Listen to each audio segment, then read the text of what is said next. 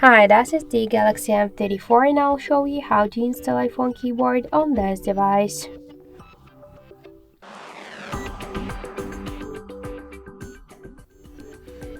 So first we should open the Play Store app and in the search bar we should enter the green Apple keyboard.